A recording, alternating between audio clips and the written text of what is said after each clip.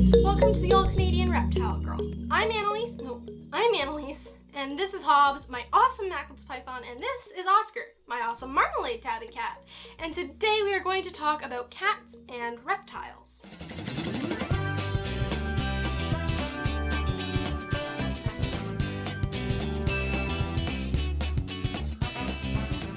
If you are a regular viewer of my videos, you've probably seen quite a lot of both of these guys, as they are often on screen upstaging me.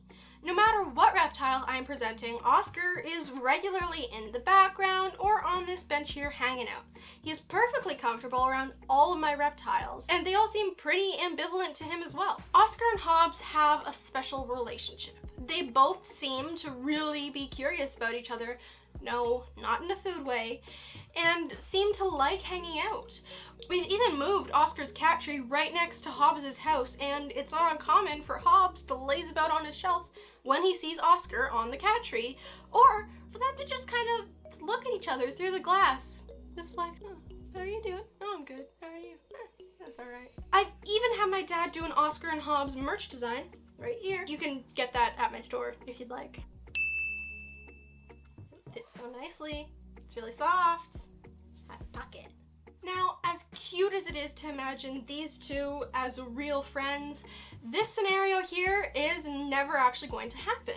They are not allowed to be together like this. And when both of them are out, they are very closely supervised. Like, I'm watching him out of the corner of my eye at all times. But can cats and reptiles actually bond? Well, maybe. 10 minutes on TikTok or Instagram or even YouTube will show you tons of examples of people who certainly think so. You'll find cats with seemingly free access to cuddle with beardies, tortoises, snakes curling up to grab a nap on or under a warm, soft cat belly. You name it, it will be there. I will admit that on the surface, these videos are pretty darn cute, but is it safe? No. In most cases, certainly not. Letting your cat and reptile hang out unsupervised or outside of arm's reach is pretty much asking for trouble. It is possible for a reptile to become familiar and comfortable around a cat. I mean, they get comfortable around us, right? They might even enjoy the warmth that they leech off of a cat's tummy. It's all furry and warm. I love sticking my face in Beckett's tummy. I'm not sure how she feels about it. She always looks indignant. Cats obviously have the capacity to bond with other animals. Humans, dogs, rabbits, horses, even birds. I saw something on Reddit just last week about a budgie and a cat that were best friends for 12 years. That seems pretty old for a budgie, right? Yeah. Many well-fed cats are happy to suppress their murderous urges in favor of a cuddle buddy. So, if you have a reptile and a cat that seem to like each other, what's the problem? Cats. Cats are the problem. Right there. Usually, at least.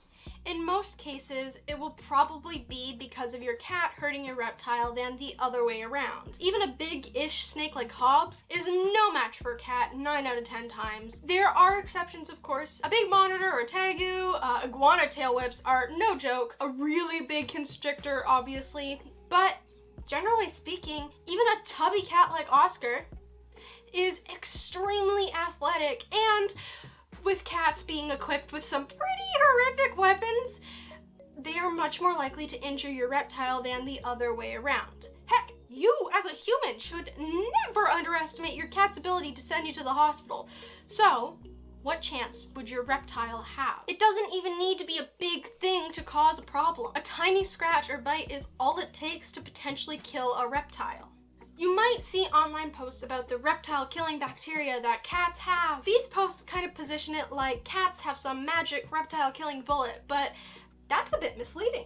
Cats have normal cat bacteria in their claws and teeth, and that causes infection to you, another cat, a dog, or a reptile if left untreated. If this bacteria is introduced into a body and is allowed to fester, it is not good for anyone. The issue is that the type of bacteria that is commonly found on cats happens to be harder for reptiles to cope with. The infection can get out of hand quickly, and your reptile can go downhill really fast. But It's not a cat thing necessarily, more of a mammal thing. Dogs, rats, even you are covered with a lot of those same types of bacteria.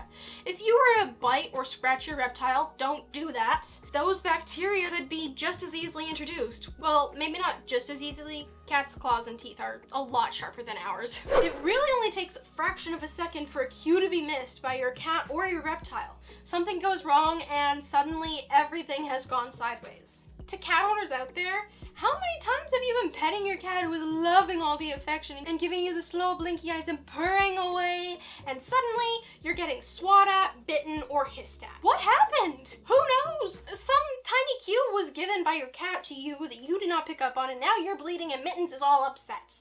This is Beckett, by the way. She's my little angel of pain. If you miss that tiny cue with all the smarts that you have and the relationship you've built up, again, what chance does your reptile have? No matter how chill your cats and reptiles are together, unsupervised time between a cat and a reptile is incredibly irresponsible. Even supervised interactions can be very risky. Remember the cat and budgie best buds that I mentioned a minute ago? One day, out of the blue, the cat ate the budgie. Keeping your reptiles and your cats completely separate at all times is the safest course of action. Period. You may be saying, hey, Annalise, you let your cats and reptiles interact. You're doing it right now. Isn't that a bit hypocritical? Well, here's the thing. Unless your cats and reptiles live in different homes, it may not always be possible to keep them separate.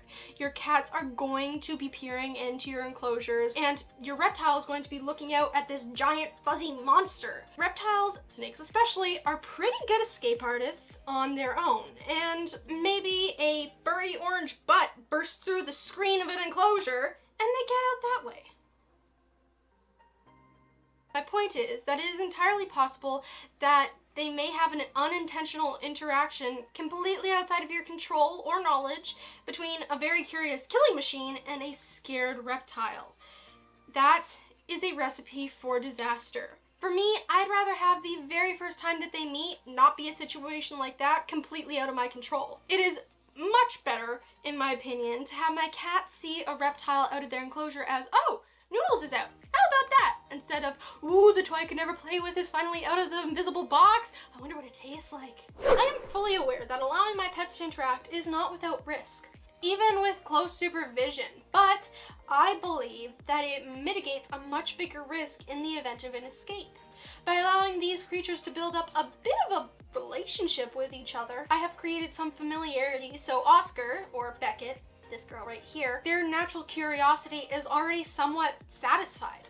I have a lot more confidence that an unplanned interaction won't end in a dead reptile and a slightly fatter cat. This strategy has actually paid off. I've had a couple of snakes escape, and each time my snake was found safe and sound, thank goodness. Not long ago, one of my baby Lake Chapala garters pulled a Houdini, and try as we did, we could not find him. A couple of days later, Oscar found the little guy climbing the cables on the back of the TV and actually came to us to let us know. If he wasn't familiar with snakes, I believe that that scenario would have gone very differently before we even knew that the snake was there. Reptiles and cats together can be a touchy subject. There are folks out there who firmly believe that their precious kitty would never hurt a fly, despite millennia of biological programming, and take serious offense to anyone telling them otherwise. Others think just as firmly that there is no way a cat is capable of overcoming their nature, and anyone who lets a cat anywhere near a reptile is tantamount to animal abuse and is a terrible person. Personally, I think that both of these are equally offside, but what do you think? Does it make sense that a controlled, supervised interactions might be of some benefit like I do? Please let me know in the comments below. This might be a hot button for some folks, so please keep the discussion respectful. There's room for differing opinions here, but I really don't want people tearing each other down in the comments section. I really hope you can respect that. Alright, that's it for today. Thank you so much for watching. Please hit that little like button. As always, a special thanks to my patrons on Patreon. You guys are a huge help to my channel, and your support means so much to me. If you are interested in helping as well, head on over to patreon.com/All Canadian Reptile Girl to see the different ways that you can lend your support and all of the cool extras you can get by being a patron. I hope you all enjoyed this video, and until next time, remember to nurture all nature. Bye! Now, it's not a cat thing necessarily, more of a mammal thing. That was perfect too. Can we make a rule that this place is like a movie theater where if when you come in you need to silence your phone? Yes. Sorry. Woo! Is your phone silenced? My phone's upstairs. Oh, okay. Yeah, I'm professional. I don't bring my phone into my workplace that does not need a phone. You done? What's that? She's adorable. I love her. She's purring. She was sleeping on my bed. I woke her up. And then she was mad. Ah! Ow, I just smashed my finger. Ouch, that hurt a lot. Good?